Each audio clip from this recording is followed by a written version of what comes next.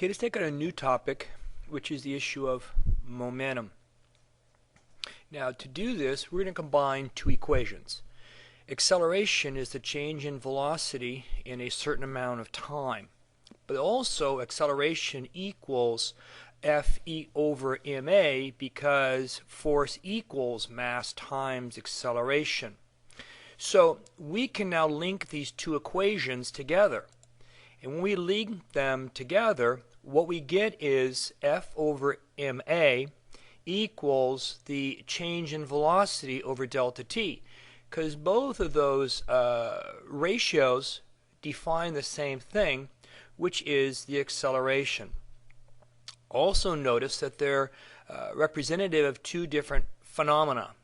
One involves force, that's Newton's second law, and the other one is really an issue of kinetics, which is velocity is really, acceleration is simply a change in velocity over delta t. But by linking them together, a very interesting relationship emerges. Now we're going to do a little bit of a trick, and this trick is simply a mathematical trick. It's not obvious, it would be difficult to see. What we're going to do is we're going to multiply both sides by mass times delta t. Now, where did we get that from? Well, first notice that by doing the same thing to both sides of the equation, we haven't changed anything. But what it does do is it does let us consolidate the equation into a much easier way. And you'll notice that the masses cancel and the times cancel. And when you do that, you've simplified things and the relationship becomes easier to see. What we notice is the force times the delta t is equal to the mass times the change in the velocity. And what we notice here is that what we mean by delta t is how long are the two objects in contact with each other.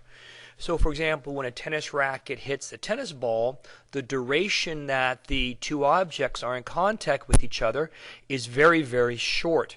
And by the same token, if we take a look at your head hitting the pillow as you go to sleep, or a person involved in a pillow fight, the duration or time of contact that the pillow has with the person is much longer. So the delta t literally is how long is are the two objects in contact with each other. And then the math times the change in velocity, well, of course that's an acceleration, but what we're really saying is that we can get rid of the delta, we get rid of the original layout and take a look at it as a delta mv. Now delta mv is the definition of a momentum. And so really what we're talking about here is changing the momentum of an object. And in order to do that, we apply what is called an impulse. So an impulse is what causes a change in the momentum, which is a delta mv. So what changes the momentum is a force, and that force has a certain duration of time when it's in contact between the two objects. And that is the definition of an impulse. And what it does is the impulse creates a change in the momentum of the object. And the two things that define the impulse are the force and the time involved. And so when you combine force over time of contact, we can create this change.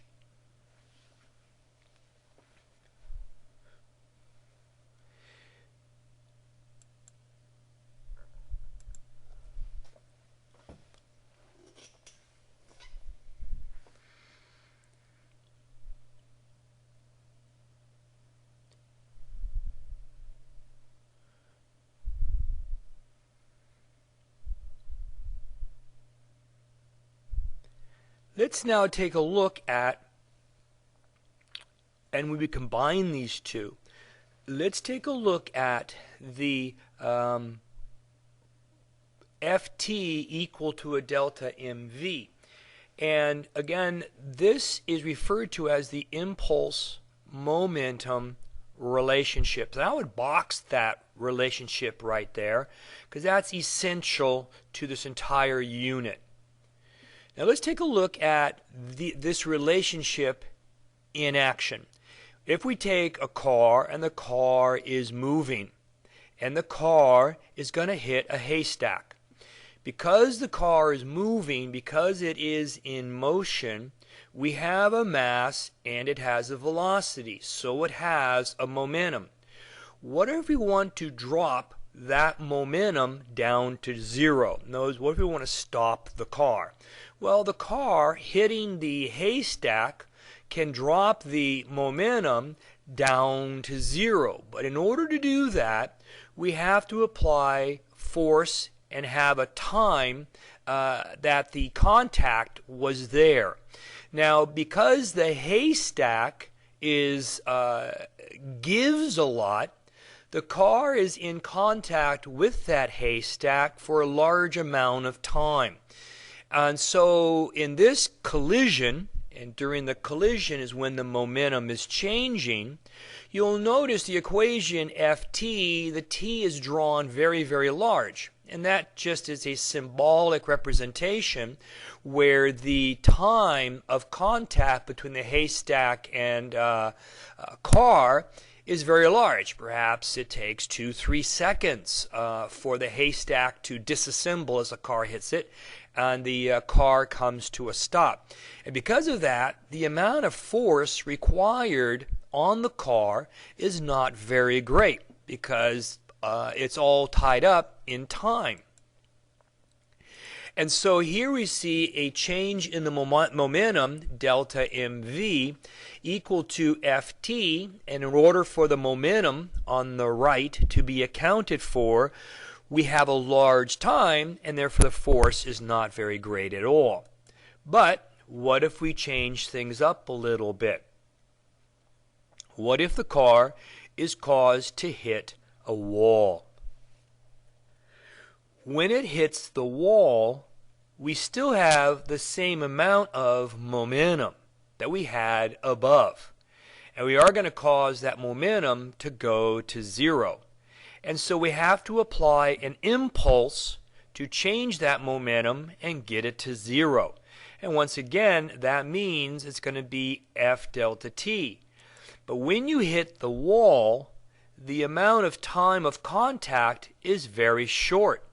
Therefore, the force has to be very large because the time is very short and I still need to get my momentum down to zero. That's a bummer because now the driver and the car will experience a very great force on it, which does lots of damage. So notice the haystack above, there's no damage to the driver or the car because the time of the collision is stretched out, therefore the force can be low. But here at the wall, the force has to be very great because the contact time is so short. So Ft equals the delta mv is an essential equation because it states that the impulse Ft is how you're going to change the momentum mv of an object. So once again, I would certainly box that or make sure you have a good note of it.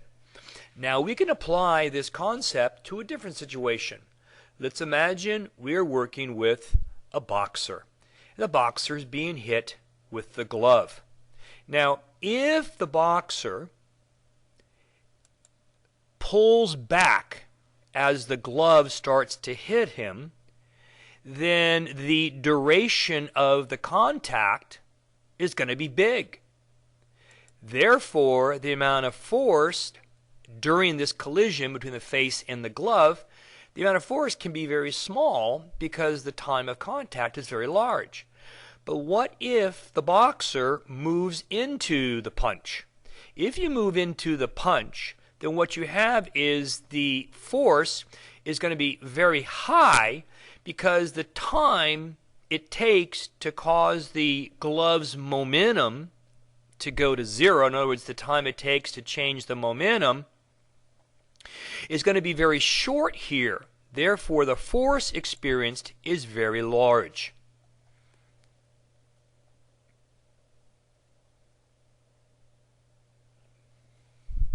Now let's end this discussion with an interesting question. If you're at the ballpark and in fact you have the ball hit your way in the stands and you catch the ball with your bare hands. But let's imagine the following.